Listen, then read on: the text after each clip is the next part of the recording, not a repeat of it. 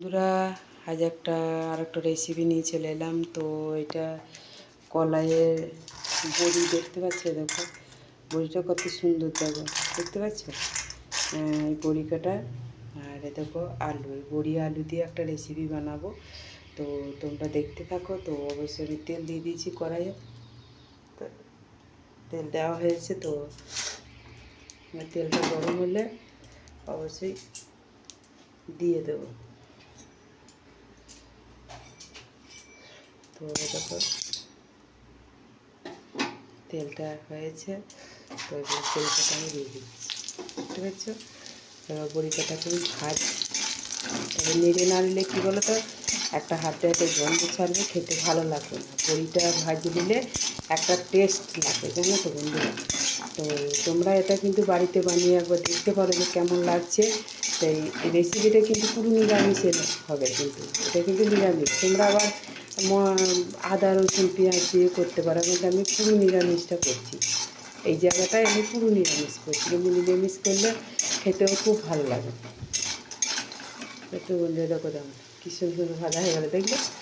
দেখো এবার ভাজা হয়ে গেল। তো এবার আমি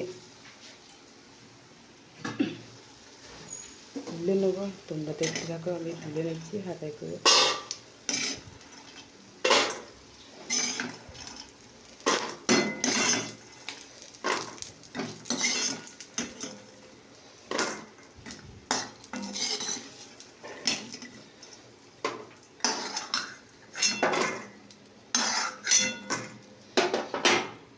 তোমরা দেখতে থাকো। তো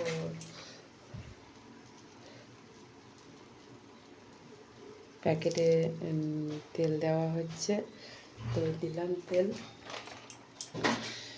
দেখতে থাকো তোমরা, কীভাবে আমি রেসিপিটাকে বানাচ্ছি। তো এটা 5 মিনিট, এটা অল্প তেল দিলেও হবে, বেশি তেল। দেখতে পাচ্ছি চটপট চটপট করে হয়ে যাবে, দেখো। হ্যাঁ, চটপট চটপট করে হয়ে যাবে, দেখতে পাচ্ছি? আর এবার তেল 5 ফোড়ন হয়ে গেছে। তো এবার আমি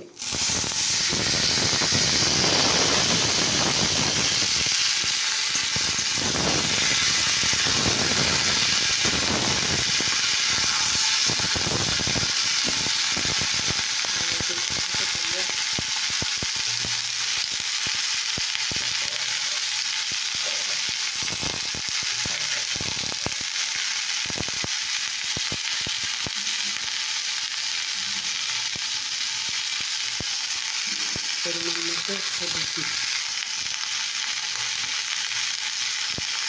আমার মতো পরিমাণ মতো নুন দিলাম। এবার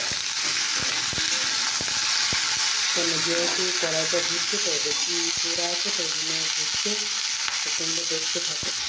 তো চলো বন্ধুরা, এবারে আমি এটাকে চিড়ে ঘুরে দিলাম 1 চামচ, আর একটুখানি দিলাম।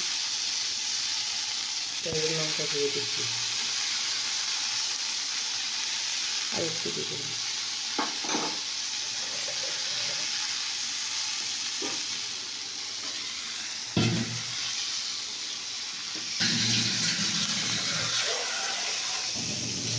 জল দিয়ে তারপর